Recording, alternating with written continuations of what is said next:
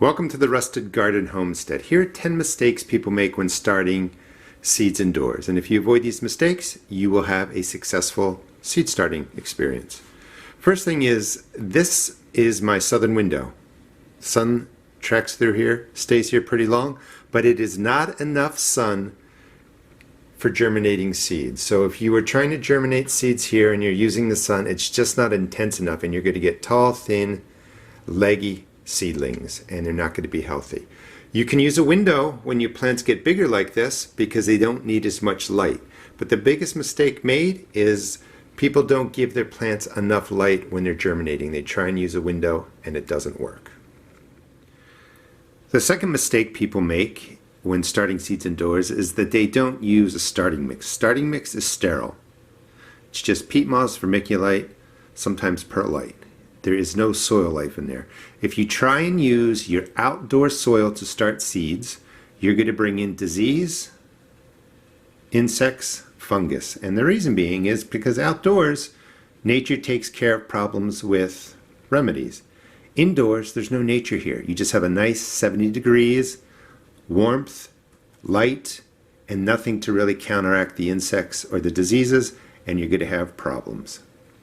The third mistake people make is they do get it right. They use a starting mix, but they use the starting mix right out of the bag. And starting mix very often has fungus gnat eggs. They are pretty much indestructible. They can even take being frozen for a while. So when you get your starting mix, stick it into a container, pour it in boiling water to pre-moisten your starting mix, to hydrate your starting mix, and let the heat of the hot water take care of the fungus gnats. The next couple of mistakes will have to do with the grow lights. People set up their grow lights.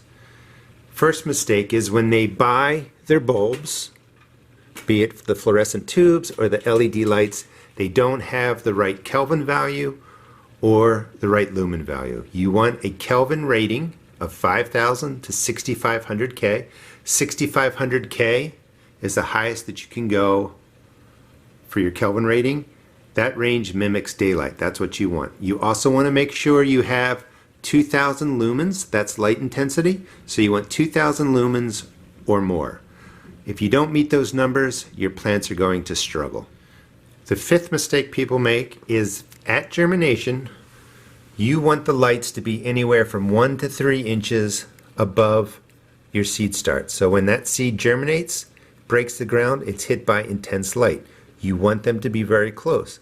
If you have the more intense LED lights, say with 5,000 lumens, maybe you can go to 4 inches above them, or 5 inches. If you have lower lumens, 2,000 or so, you want to be closer. You can adjust them as needed, but you want the lights to stay close to the sprouting seeds. And you want them to be this close to the lights for a good 10 to 14 days. After that, you can raise the lights. Now, a general mistake, similar to the one that we just talked about, is people don't turn their lights on until after they germinate. You don't want that to happen.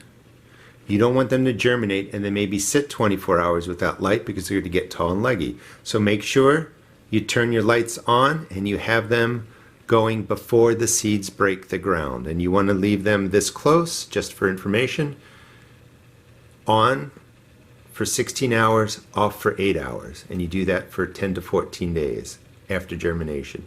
When your plants get bigger, you can raise the lights and you can leave the lights on for 12 to 14 hours and have a longer dark period.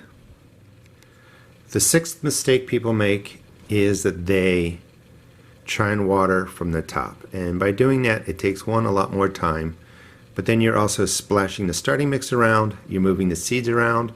If there's fungal issues or disease issues in the cells, you're splashing it around. Always fill from the bottom in bottom water.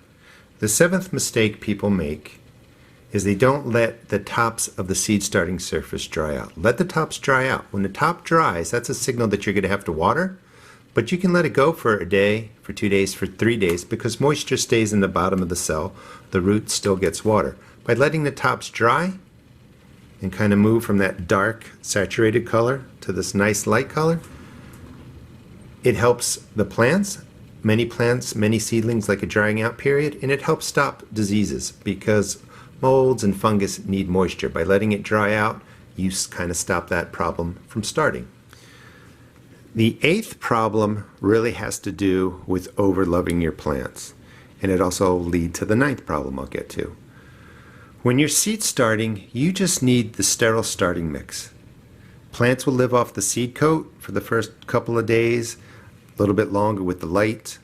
You don't have to amend the soil with all kinds of different products. Sterile seed starting mix works perfectly well. Don't add in a bunch of things that your plants don't need at this point. They all get put outside eventually. They'll all get everything they need, but the goal right here is to get the seed started for transplant. So don't fill your starting mix with a bunch of things your plants don't need. That takes us to number 9.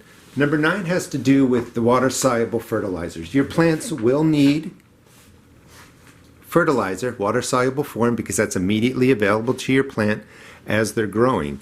But when you take a look at the different products, be chemical, organic, they are really set up for plants that are outside in containers or that are in the ground. So you want to really cut those dosings down by 2/3 or more. You just want a simple 1-1-1 NP and K to feed your plants. And you can feed them every 7 to 10 days depending on what you're growing. And the reason being is you don't have a lot of soil in there. You don't want your water-soluble fertilizers to concentrate in the soil and cause problems for your plant. Just an extremely low water-soluble fertilizer trying to stay around a 1-1-1 NP and K or lower works extremely well. The 10th mistake people make is that they start their seeds at the wrong time, or they start them all together. Different plant varieties have to be started at different times, and you don't want them to be growing in here to the point that they start to flower and set fruit. You're just growing them for transplants to get a jump on the season.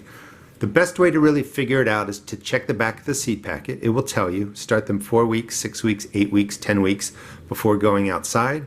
But what does going outside mean? Outside, the temperatures of the soil should be at an average of 50 degrees. That works for your cool weather crops, your warm weather crops. So when you know that your soil stays an average of 50 degrees, count backwards. 4 weeks for your cool weather crops, backwards from there 6 to 8 weeks for tomatoes, backwards from there 8 to 10 weeks for your peppers, and longer for herbs or flowers. But make sure that you start your plants at the right time, and this way when they get to the set size, they are ready to go outside into your garden. Hope this helped. Please check out my YouTube channel, and please check out my seed shop at therustedgarden.com. Thanks for watching.